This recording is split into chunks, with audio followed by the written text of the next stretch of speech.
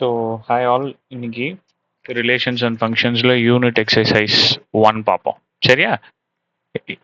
Right. இப்போ இங்கே நல்லா பாருங்கன்னா ஆர்டர்டு பேர் ரெண்டு கொடுத்துருக்காங்க.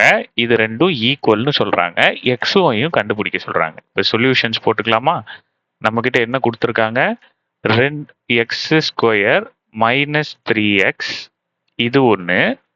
அடுத்தது ஒய் ஸ்கொயர் ப்ளஸ் 4y இது ஒன்று. இது ஒரு செட்டு. இது ரெண்டும்.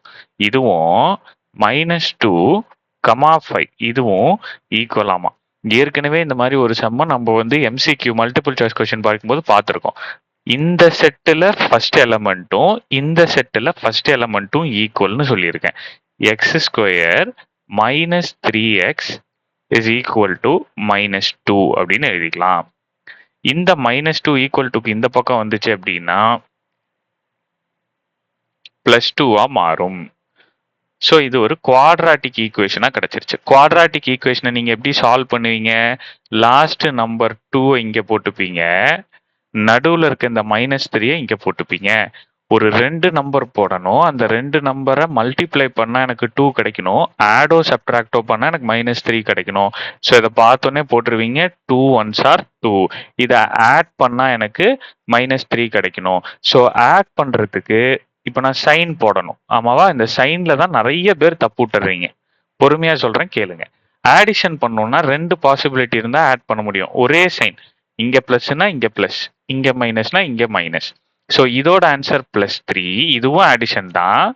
இதோட ஆன்சர் -3, இதுவும் ஆடிஷன் தான். ஓகே, எனக்கு இங்க என்ன ஆன்சர் தேவை? -3 தேவை.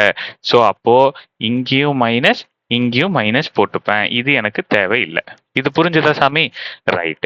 இப்போ இங்க என்ன இருக்கு? எக்ஸ் ஸ்கொயர், முன்னாடி எந்த நம்பரும் இல்லை. அப்படி இருந்தா இது எக்ஸ்ன்னு மாத்திங்க.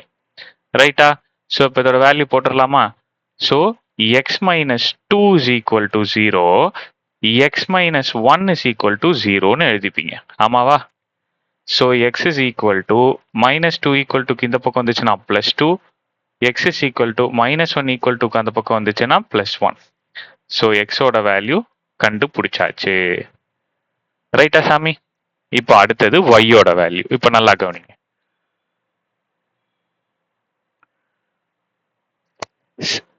இந்த செட்ல இருக்கக்கூடிய செகண்ட் எலமெண்ட்டும் இந்த செட்ல இருக்கக்கூடிய செகண்ட் எலமெண்ட்டும் equal. So y square plus 4y is equal to 5. So +5 equal டுக்கு இந்த பக்கம் வந்துச்சு அப்படின்ட்டுனா -5. இப்போ இங்கே 0 ஆயிடும். ஸோ இப்போ இதை நம்ம சால்வ் பண்ண போகிறோம்.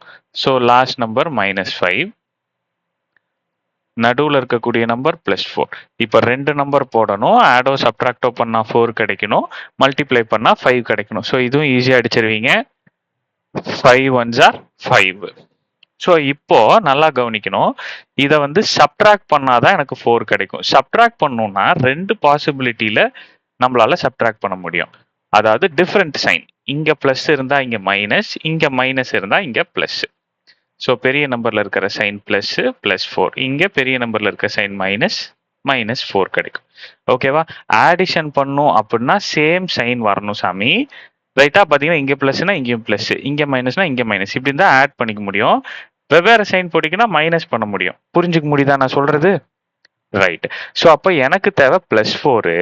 ஸோ அதனால இங்க பிளஸ் இங்க மைனஸ். ஸோ இங்க பிளஸ் இங்க மைனஸ். ஸோ இப்போ இதை மல்டிப்ளை பண்ணீங்கன்னா உங்களுக்கு -5 கிடைக்கும். சப்ட்ராக்ட் பண்ணீங்கன்னா 4 கிடைக்கும். ஸோ இப்போ இங்க பாத்தீங்கன்னா ஒய் ஸ்கொயர் இருக்கு. அதனால நான் என்ன பண்ணிப்பேன்? ஒய் மட்டும் போட்டுப்பேன். ஓகேவா? இப்போ ஆன்சர் எடுத்து எழுதுங்க.